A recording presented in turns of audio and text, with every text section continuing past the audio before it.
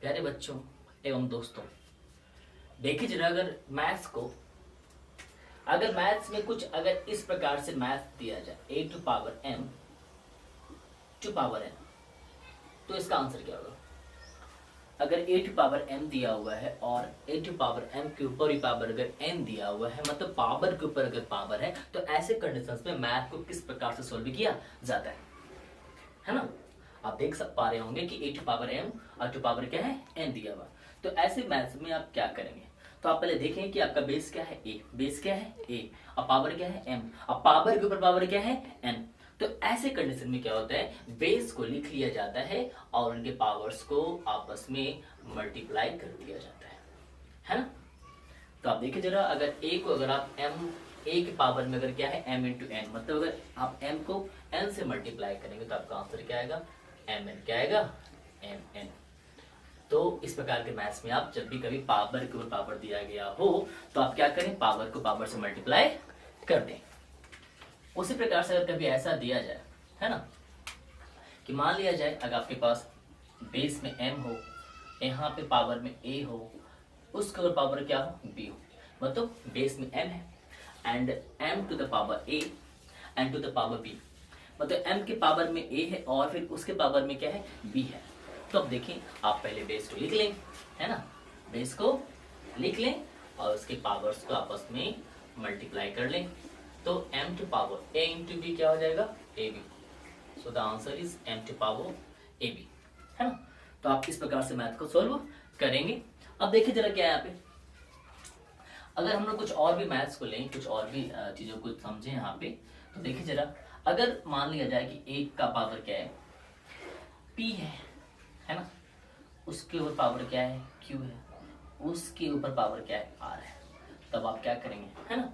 तो ऐसे कंडीशन में क्या होता है, वापस वही प्रक्रिया लागू होती है कि आप बेस को लिख लें और पावर को आपस में, सारे पावर्स को आपस में क्या करें, मल्टीप्लाई कर लें, है ना? तो a टू पावर क्या हो गया, p into q into r. So a is equal to p q r, it's your answer, है ना? तो ऐसे कंडीशन में आप इस प्रकार से मैथ्स को सोल्व कर सकते हैं।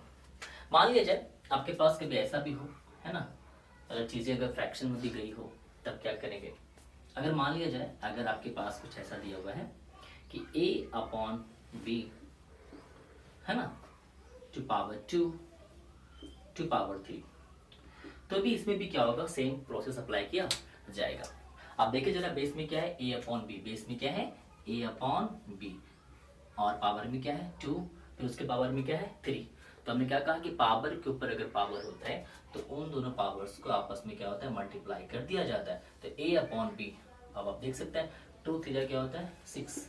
सो your answer is a upon b to power 6। तो इस प्रकार से आप मैथ्स को सोल्व करेंगे।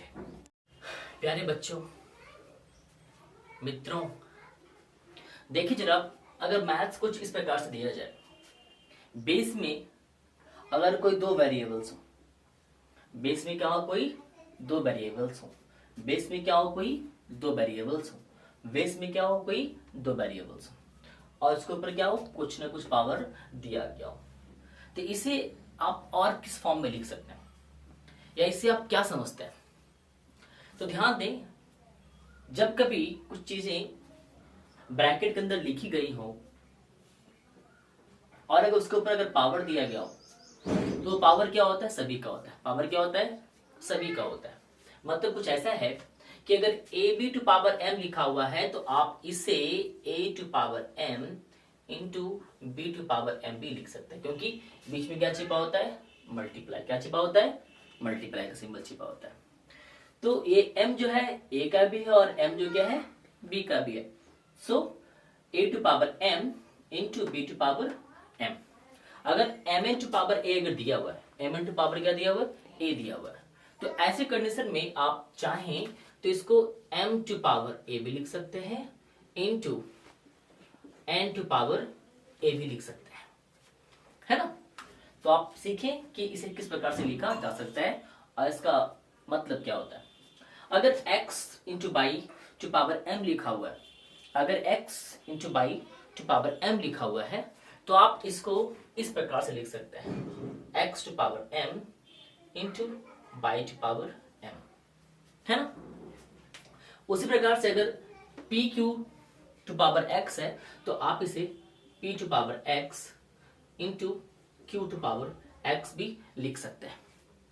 उसी प्रकार से अगर ए बी के अगर होल में अगर स्क्वायर है, तो आप इसको a to power 2 into b to power 2 भी लिख सकते हैं। Similarly x y to power 3 means आप चाहें तो इसे x to power 3 into y to power 3 भी लिख सकते हैं।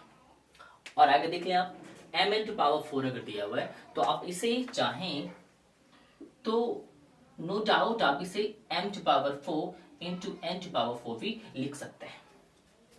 ए बी टू पावर 7 अगर दिया हुआ है, तो आप इसे चाहें तो a to power 7 into b to power 7 लिख सकते हैं, है ना। तो मेरा इतनी मात्रा में मैथ्स बताने का खासा मतलब ये है कि आप अधिक से अधिक प्रैक्टिस कर पाए।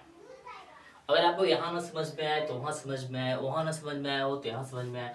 कुछ बच्चे जो बिगिनर्स होते हैं, जिनका मैथ्स बचपन से या लोअर क्लासेस से बहुत ज्यादा वीक होता है, या जिनका ध्यान पढ़ाई पे नहीं होता शुरू में, या किसी कारण बस पढ़ नहीं पाते, या किसी कारण बस उनका मैथ वीक रह जाता है, तो वैसे बच्चों के लिए अगर आप उनको अधिक से अधिक मैथ्स को प्रैक्टिस कराएं तो ये उनके लिए फायदेमंद होता है। ऐसा हमने फील किया, हमने समझा, हमने सीखा भी है।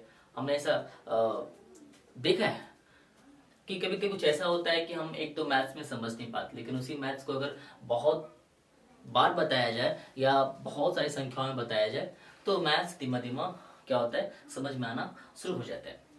तो मेरा मकसद यही है कि जो बच्चे बहुत ज़्यादा वीक हैं, जो अभी बहुत बिगनर हैं, जो सीखना चाहते हैं, जो अभी सीखने के लिए तड़प रहे हैं, तो ऐसी कंडीशन में उनके लिए हमारा ये जो वीडियो है ना, बहुत ज़्यादा हेल्पफुल साबित होगा।